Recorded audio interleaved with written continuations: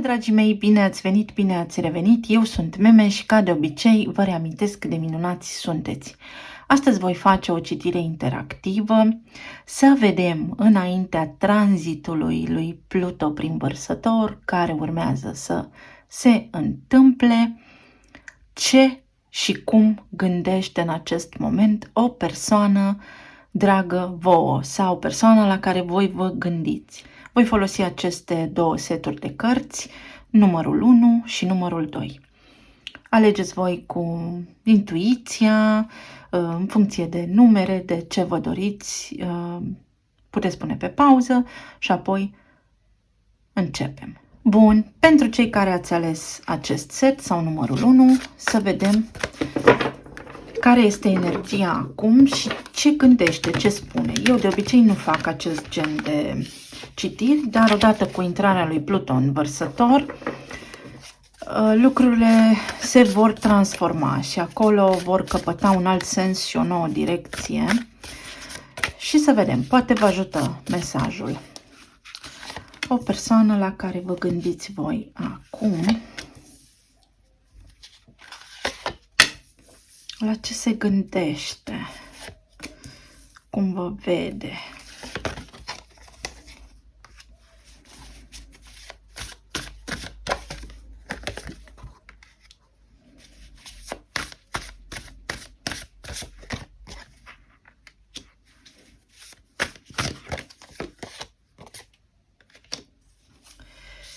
Ia să vedem ce avem aici. Foarte interesant. Pentru cei care ați ales acest grup. În primul și în primul rând, primul aspect și cel mai important de altfel care mi sare aici în ochi este faptul că între voi doi este o energie care a stagnat sub o formă sau alta și care caută vindecare, care caută evoluție.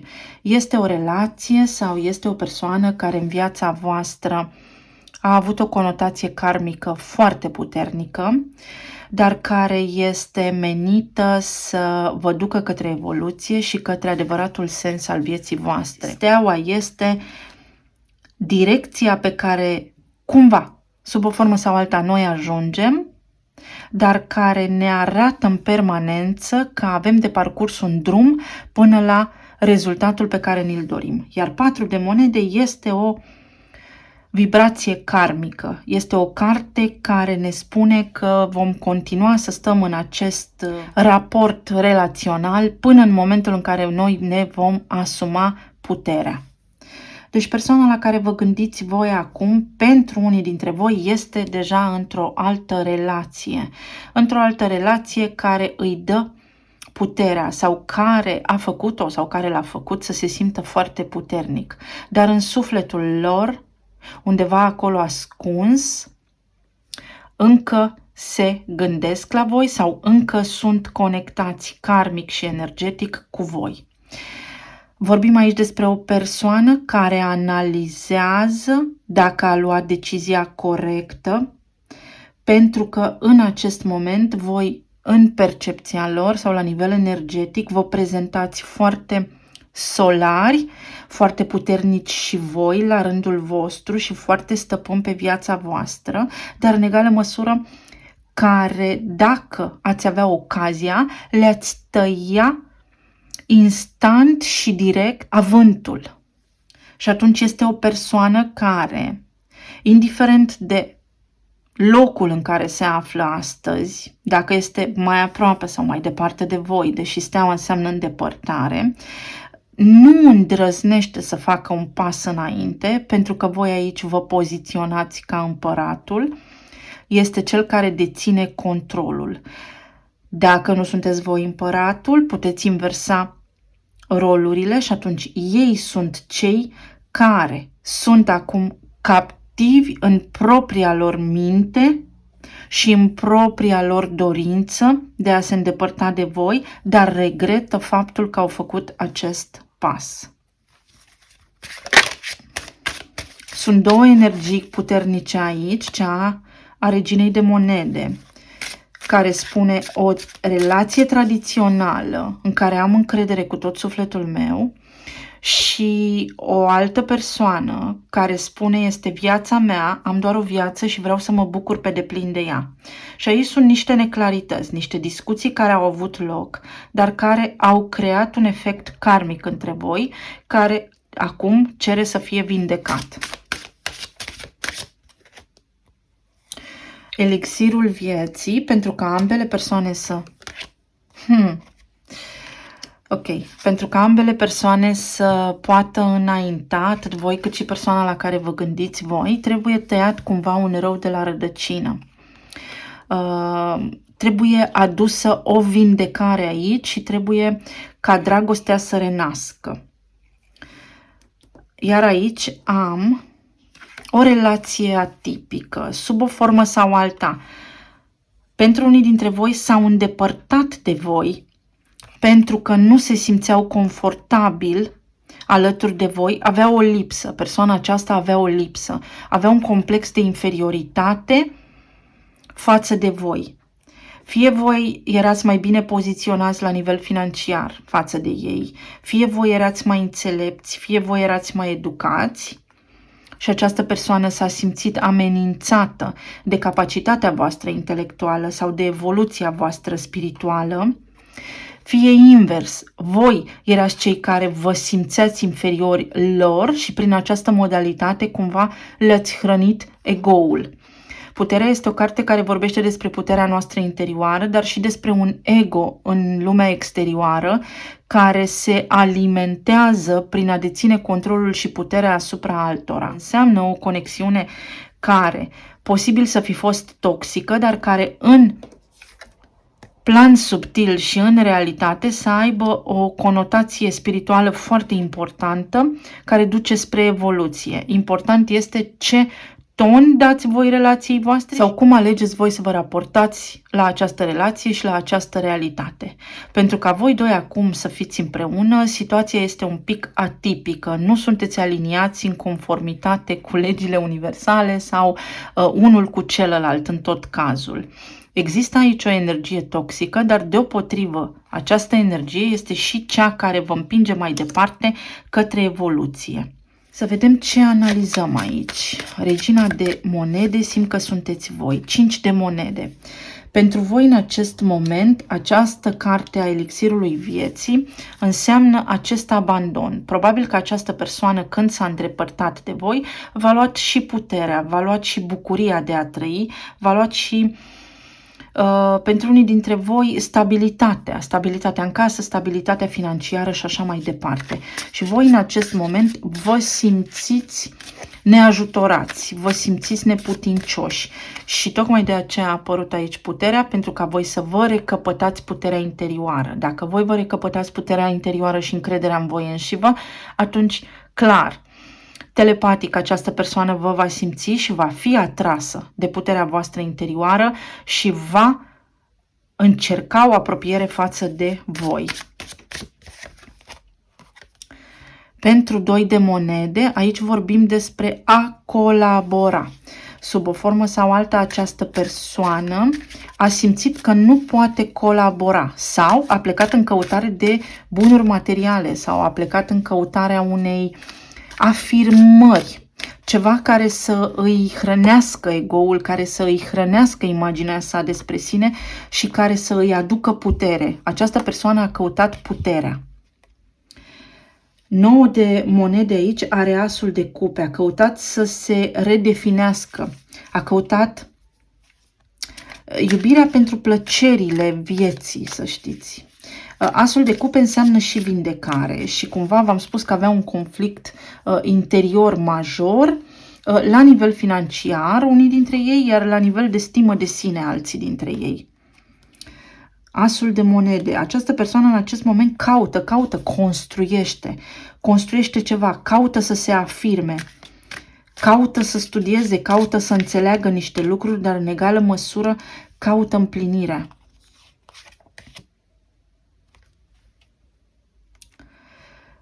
Și visează cu ochii deschiși la voi, pentru unii dintre voi. Există ceva acolo și ei nu știu să pună degetul pe ce anume, care nu-i face să se simtă împliniți. Dacă ei în acest moment se orientează către altceva față de iubire, vor ajunge într-o derivă. Eu simt aici că această persoană a plecat într-o altă relație, posibil chiar și căsătorie, care să le permită un confort material, însă ceea ce au întâlnit nu este ceea ce s-au așteptat, pentru că acea relație pentru ei este una atipică. În loc să întâlnească iubirea și parteneriatul, au dat peste ceva toxic, au întâlnit ceva toxic și acel lucru este exact ceea ce trebuiau să întâlnească. Roata vorbește despre ce-și face omul cu mâna sa, aduce un efect, că toate lucrurile în viață au o consecință și au căutat o relație bazată pe un interes material, dar în schimb au găsit ceva toxic și atunci suportă în acest moment consecințele și caută vindecare. Tocmai de aceasta se află și în acest 7 de cupe, care îi face visători, le-a creat confuzie și tocmai de aceea se și întreabă dacă au luat hotărârea cea mai bună. Când se gândesc la voi, nu știu unde să vă așeze pe harta vieților, pentru că în acest moment sunt blocați. Nu știu dacă au luat cea mai bună hotărâre.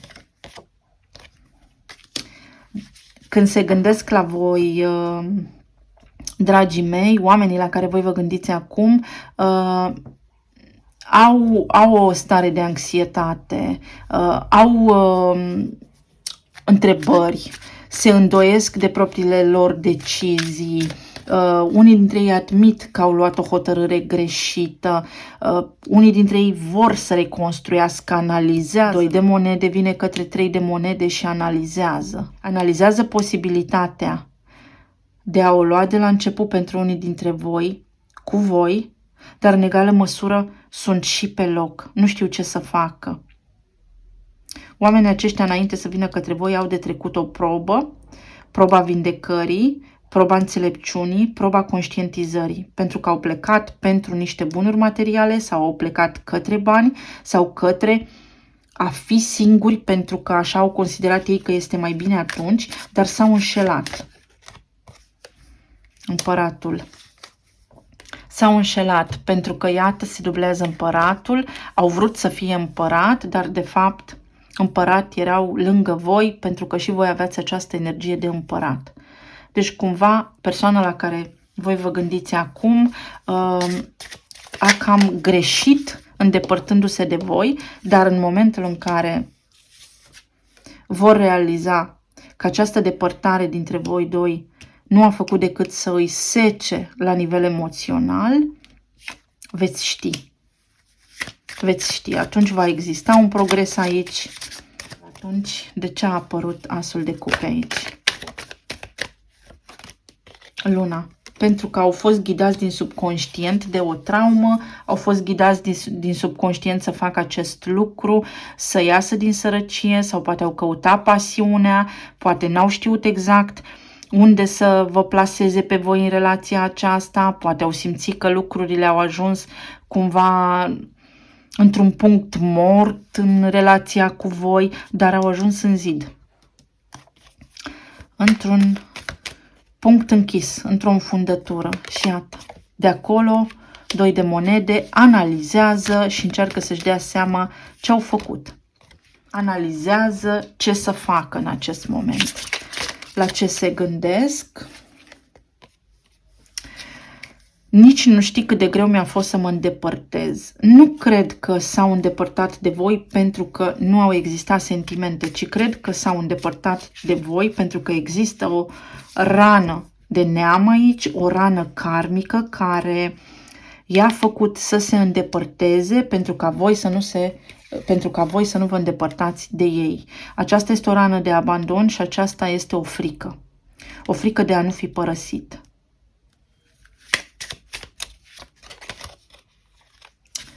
A fost vina mea, dar te-am învinovățit pe tine.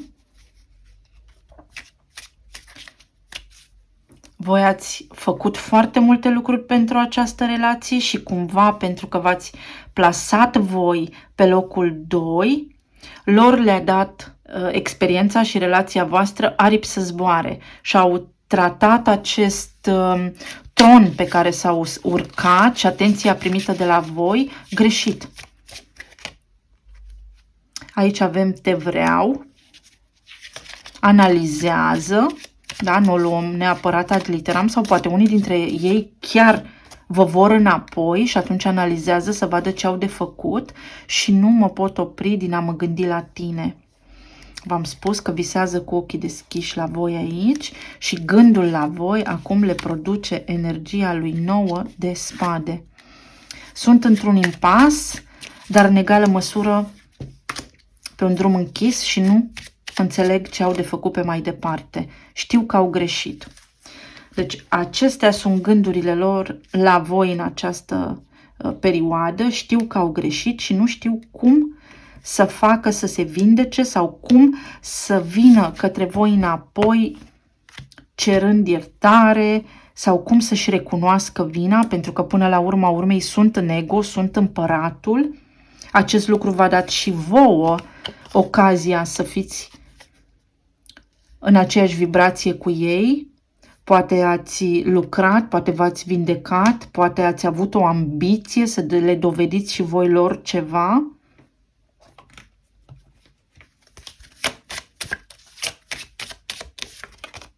Aici calea către orice posibilitate este deschisă, dar această relație a fost transformatoare atât pentru voi cât și pentru cealaltă persoană. La capăt de drum este lumină. Lumina aceasta poate însemna o sumedenie de lucruri.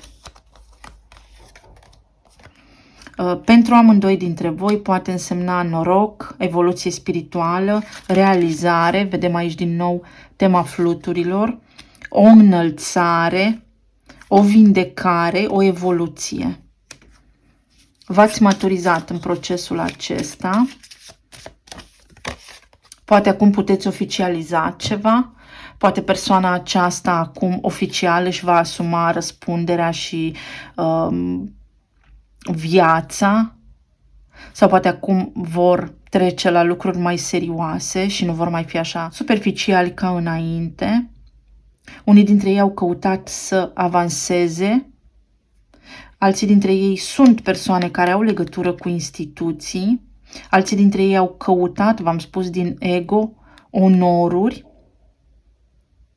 dar nu au văzut adevărul. Au căutat pe un drum închis. Au vrut să construiască ceva, dar n-au fost în adevăr. Excalibur, sabia, da, este în jos. Vor să construiască o relație, dar sunt pe loc. Vor să se maturizeze, dar sunt pe loc. Caută să înțeleagă acum cum să facă treburile. Pentru foarte mulți dintre voi, v-am spus, când va fi pregătită această persoană și va ajunge la concluzia potrivită, veți afla și veți ști. Există aici posibilitatea să comunicați. Ca cifre, ca date, iată, avem 35, 7, 26, 12 mai poate fi, 17 mai poate fi, 4 este puternic. Ca semne astrologice, berbecul este foarte impunător, leul este foarte impunător, avem marcaj puternic pe semne de pământ și pe semne de apă, avem gemeni puternic, săgetătorul, pești, din nou, și mai e o carte. O renaștere, o evoluție spirituală și o trezire spirituală. Pluto, învărsător, trezește spiritual lumea în care trăim, omenirea. O fază nouă. Puteți să reaprindeți flacăra iubirii dintre voi, dar la un alt nivel, nu așa cum a fost înainte. Transformare se întâmplă între voi doi acum, creștere și schimbare de percepție, iar acest lucru este darul Universului pentru voi. Tocmai de aceea Pluto are legătură cu casa 8-a, cu relațiile la nivel de energie sexuală, cu energia Kundalini, care ridică și trezește conștiința omului prin relații prin interacțiunea aceasta super profundă și sacră, noi ne trezim. Mi-a sărit din bol. Vrăbiuța, mesajele, v-am spus, este o conexiune karmică și roata destinului aici spune că orice este posibil. Karma, da, nu trebuia să-mi apară, că am văzut deja. Din nou, Saturn în pești, karma, dar pentru voi este o creștere și o ascensiune spirituală formidabilă. O traumă din copilărie, v-am spus că au avut, v-au privit pe voi ca pe un părinte. Iată, am un Iza aici, cine știe ce înseamnă. Racul este foarte puternic, săgetătorul, Fecioara, Capricornul, Balanța, mesaje. Nu este un drum închis cu această persoană. Lucrurile vor intra în armonie, în sensul că dacă nu discutați acum, puteți discuta în viitor. Aici mai avem o Isa, ceva cu Isa. Sei. Avem aici. Am și în engleză mesajul și în română. Asta în cazul în care, nu știu, aș fi fost legată la ochi și nu l-aș fi văzut. Spune. Veți comunica și veți avea ocazia să-i spuneți acestei persoane tot ce mai trebuie spus aici. De acolo drumul va fi altul. Vă veți înălța în conștiință și în iubire. Fecioara și Balanța, cum lucrurile trebuie să aibă un sens în relație, pentru că suntem doi și nu putem face așa de capul nostru, sau cum nu putem hotărâ pentru celălalt ce este bine sau ce îi face celuilalt bine. Aveți aici o confirmare în cazul în care aveți o întrebare acum în minte. Is, și din nou ea poate fi în germană, da? Da, is, este, aud este sora, nu știu în ce legătură are sora sau cum rezonați cu acest mesaj. Lucrurile se vor desfășura încet. Aceasta este o probă a timpului. Este o karmă și a timpului aici. Între voi doi este un ciclu al timpului. Are legătură cu o dată de 12 posibil și cu o toamnă. Este libelula care spune că va crește ceva și intuiția și o pisicuță. Poate fi cineva cu un nume, pisică, sau nu știu, să auziți un nume de motan pe undeva și să vă sune cunoscut sau să vă atragă atenția. Sau cineva care este născut sau are foarte multă energie de leu, mai poate fi aici, felină. Sau cineva care în horoscopul chinezesc este născut în anul tigrului. Puteți căuta să vedeți. Ai zis. Ceva din ce s-a spus va avea acum un efect. Deci dacă s-a spus ceva și a rămas situația în aer, clar veți descoperi. Vine și răspunsul. Vă mulțumesc tare mult. Trec la următorul semn. Pentru cei care ați ales varianta cu numărul 2, haideți să vedem ce gândește această persoană, care este dinamica relației dintre voi, mai ales acum cu intrarea lui Pluto în Vărsător, care clar va aduce schimbări la nivel de suflet, la nivel de trezire spirituală și așa mai departe. Interesant că s-a repetat deja o carte ca la numărul 1, tocmai pentru că planeta Pluto are legătură cu închideri de cicluri, de karmă și așa mai departe, după cum am spus în semnele astrologice.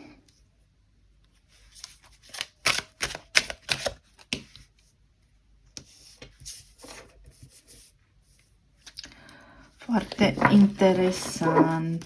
Sper să nu strălucească prea tare cărțile. Este superb acest set, dar așa se vede, așa strălucește el. Așa, dragilor, asta este tot ce pot să fac, dar voi lua cărțile în mână și vom discuta de aici, ca să nu vă deranjeze la ochi. Nu am ce să fac, voi căuta mai profesional să aranjez luminile astea. Bun, deci persoana la care voi vă gândiți acum sau care este dinamica dintre voi doi sau ce se întâmplă acolo? Păi, în primul rând, se întâmplă următorul lucru. Vorbim despre o relație karmică, vorbim despre ceva ce are legătură cu 4, cu o energie fixă, posibil cu un semn de pământ, dacă nu chiar cu un taur. Vorbim despre niște efecte care s-au construit în timp, despre o casă, despre un neam, despre lucruri care au fost preluate de acolo, la nivel psihologic, la nivel neurologic, despre frici și despre temerile omului de a avansa în viață. Ce legătură au toate acestea cu voi? Ați trăit o karmă care are legătură cu iubirea, are legătură cu mama, are legătură cu iubirea la nivel de suflet și cu modul în care această persoană vede în general femeile, indiferent că sunteți femei sau bărbați. Aici este o traumă foarte mare de respingere, în contextul în care nu sunteți unul lângă celălalt acum, pentru că văd și roata și lumea, văd distanțare între voi. Această persoană a fost foarte nemulțumită cumva sau nu știe cum să iubească, nu are capacitatea de a iubi activată, pentru că de fiecare dată această persoană pică în capcana victimei. Orice ați fi zis voi, orice ați fi făcut voi, această persoană s-ar fi transformat pe sine într-o victimă, ar fi simțit că este atacată, nu iubită. Aici există sentimente față de celălalt grup, aici există sentimente mai puternice de iubire, însă există și o traumă mai complexă la nivel de abandon și de respingere. Dar toate aceste lucruri se vor încheia. Persoana la care vă gândiți voi nu are o justificare pentru modul în care s-a comportat, doar știe că trebuia să încheie ceva. Este în căutarea unei soluții pentru ceva ce i-a dat toată viața bătăi de cap. Este la drum, a plecat la drum împinsă de la spate. Pentru unii dintre voi să știți că de altă iubire. Da, există posibilitatea să se fi îndrăgostit de altcineva. Pentru alții dintre voi, distanța dintre voi doi acum le-a deschis de fapt mintea, ochii și iubirea. Nebunul și 6 de bâte, poate exista un nou drum, o nouă perspectivă care cumva să vă aducă ceva bun, să vă aducă soarta înapoi. Eu nu cred în soartă literalmente așa, cred în puterea omului de a manifesta ceea ce își dorește, dar văd un potențial aici major de revenire, atâta vreme cât cineva trece peste această vibrație a nemulțumirii, pentru că aici este cineva foarte nemulțumit, cineva care nu știe să aprecieze iubirea pentru că n-a simțit-o niciodată exact, pentru că nu știe cum să reacționeze. Cineva care a zburat departe sau cineva căruia i-au fost frânte aripile în copilărie.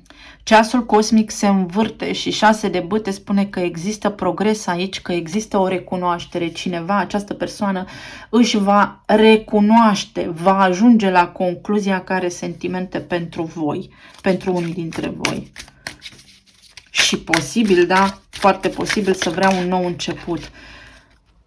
4 de bâte. Relația voastră, după cum am spus, a fost una de natură karmică și această ruptură dintre voi, această îndepărtare a avut scopul trezirii spirituale sau vindecării atât a voastră cât și a celelalte persoane, pentru că altminteri vă luați unul pe celălalt de-a gata. 8-ul de spade are legătură cu regele de cupe, cu evoluție, cu această persoană și cu felul în care această persoană ajunge să cunoască iubirea, pentru că această persoană În momentul în care era cu voi, da, avea sentimente față de voi, dar nu știa că e iubire, nu știa să le exprime, nu știa să spună asta. Și abia în lipsă, atunci când a plecat, iată, când a luat hotărârea sau când această relație s-a încheiat pur și simplu sau v-ați îndepărtat unul de celălalt, atunci a descoperit, de fapt, conexiunea dintre voi. Această persoană a trebuit să plece, a avut o misiune, a avut nevoie, așa, cumva a fost prescris la nivel de relație, ca voi să vă îndepărtați pentru a descoperi iubirea. Aici avem o energie foarte puternică de pești și de scorpion pe de o parte, dar și de leu și berbec de cealaltă parte. Și nu numai. Le voi enumera imediat. Asul de spade, realizare, trezirea în conștiință mai înaltă. Iubirea aceasta dintre voi doi a avut rolul karmic, da? Cumva este o promisiune făcută în spațiul cosmic. Noi doi ne vom întâlni, ne vom iubi, dar ne vom ajuta cumva prin rolurile pe care le vom juca în planul fizic și prin ceea ce vom face noi pe acolo, să ne trezim unul pe celălalt, să înțelegem amândoi ce este iubirea. Și din conexiunea noastră, noi ulterior vom ști ce este iubirea, poate necondiționată, poate iubirea adevărată și așa mai departe. 4 de monede se repetă. Prin această karma vom înțelege ce înseamnă să ne deschidem inima, să avem încredere. Aici, să știți că anterior, între voi doi a existat o foarte mare lipsă de încredere. Cumva simt o suspiciune permanentă și o teamă. Teama de a nu rămâne fără, posibil să fi fost geloși, posesivi, pentru că aceasta este o energie de scorpion, să suspectăm și să fim mereu suspicioși unul pe celălalt și atunci, indiferent de cât de multă iubire a fost acolo, a fost și traumă, a fost și gelozie, a fost și pasiune, dar a fost și foarte multă energie toxică. Și acum 7 de cupe ca și la celălalt grup, 4 de cupe și 7 de cupe. Ce fac acum? Oare mă mai primește înapoi? Ce fac acum? Cum să acționez? Pentru că nu sunt mulțumit de locul în care sunt. Da, am plecat de lângă voi, spune această persoană, dar tot nu-i mulțumită. Tot nu-i bine unde este, tot nu se simte în armonie și nebunul. Și energia lui Jupiter îi împinge de la spate să se extindă, să vină înapoi. Cred că unii dintre voi, cei care mă ascultați, sunteți berbeci, dar nu este neapărat important. Tranzitul actual al lui Venus în berbec împinge către iubire. Aș vrea un nou început, visez către un nou început, mă gândesc ce alegere este potrivită pentru mine acum, ce ar trebui să fac, pentru că m-am îndepărtat, dar nu m-a ajutat. Am realizat că, de fapt, mai rău mi este.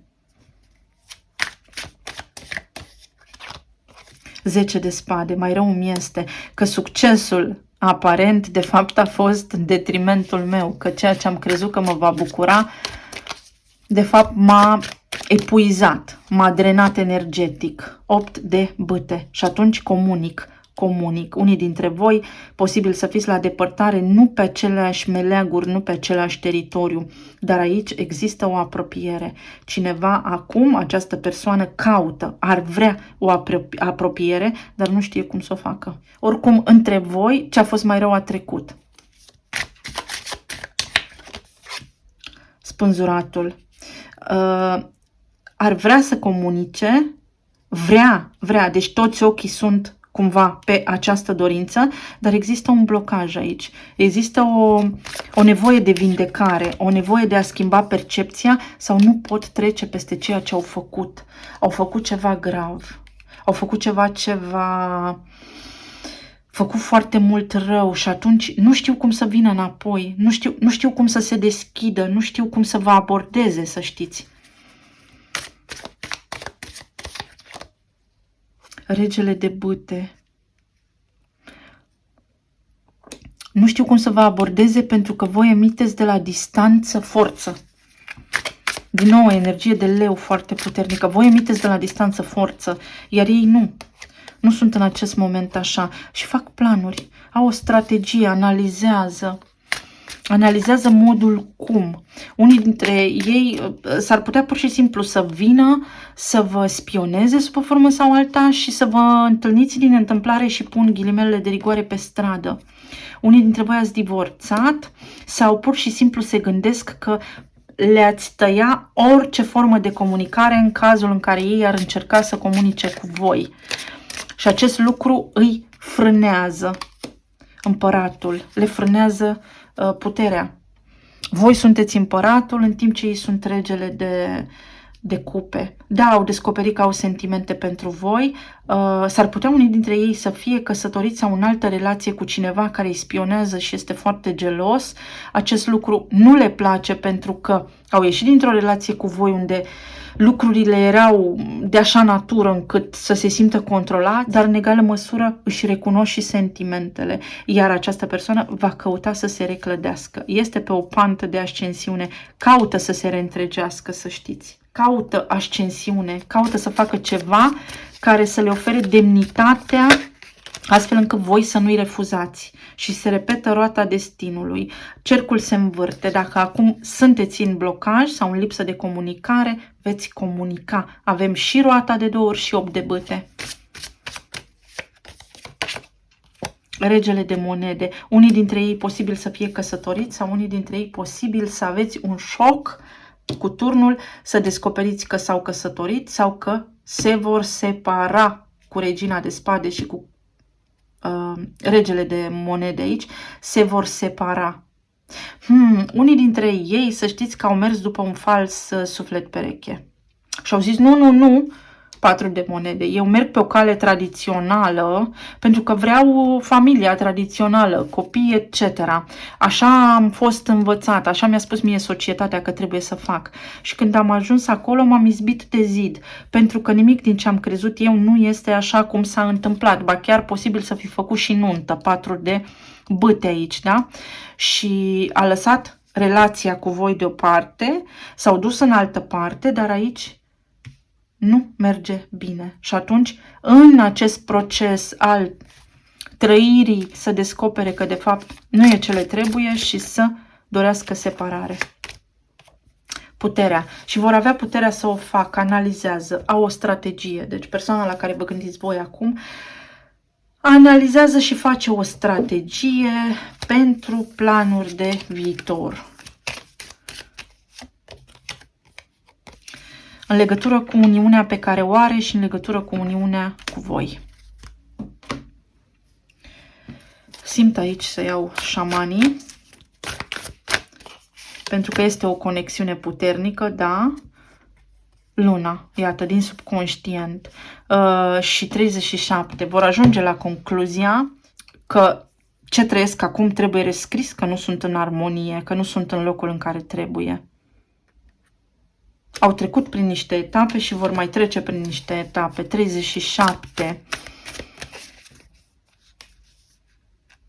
3-a, 7-a. 7-a, 3-a. Ceva s-a întâmplat aici. Da, poate Saturn când a intrat în pești. Curcubeul, 41, o schimbare. Schimbă percepția. Această persoană vede clar. Este ca și când și-ar șterge ochelarii pe care până acum i-a avut așa ca și calul și dintr-o dată vede, i s-a deschis percepția și înțelege, ajunge la o trăire mai profundă a conștientizărilor și prinde încredere, se pregătește încă. Ce v-ar spune dacă ar putea? Ce mesaje v-ar transmite sau ce-ar spune mesajele cele mai apropiate de adevăr? Te vreau, te doresc, aștept un semn de la tine. Putem să o luăm așa sau putem pur și simplu să o luăm ca și când vă urmăresc pe mediile de socializare, se uită să vadă ce faceți. A fost vina mea, dar te-am îndepărtat, dar am dat vina pe tine. Posibil să fi auzit din gura acestei persoane, nu ești tu de vină, sunt eu.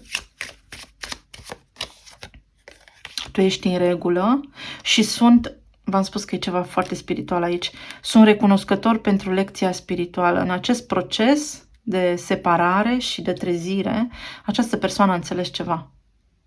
Unii dintre ei că au dat porumbelul din mână pe cioara de pe gard, alții au avut un soroi de trezire, de nu știu ce și-au imaginat acolo. Am știut exact ce fac și tocmai de aceea sunt cu 4 de monede aici și ei au știut, au crezut că știu ce fac, dar au greșit și te iubesc. Da, sentimente aici există, dar există și această legătură, acest spânzurat care îi ține pe loc, dar asta le dă timp de strategie, de planuri.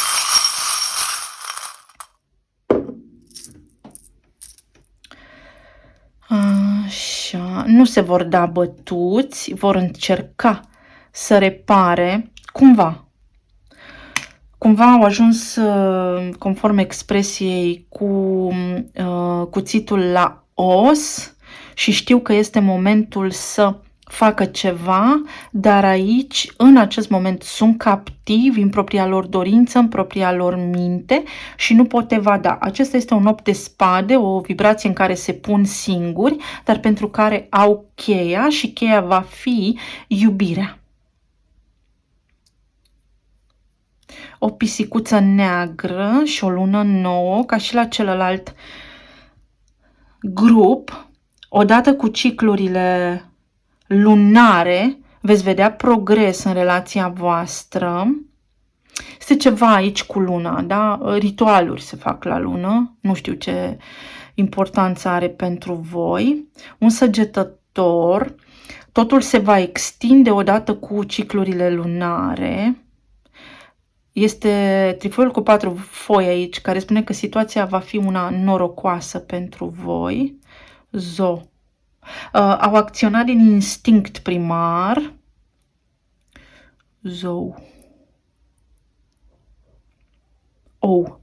Oul cosmic, trezire spirituală. Da, la voi grupul este mai profund puțin, din lipsă. Mă trezesc și ajung la împlinire și din somn, mă trezesc din somn, trezirea spirituală. În lipsa ta descoperi pasiunea sau pasiunea pentru tine a crescut în lipsa ta. O cifră 5, care înseamnă schimbarea. Aceasta înseamnă m-am măcinat. Alegerea mea. Am aici lotusul, care spune că acum înțeleg și mă transform, și H, un echilibru.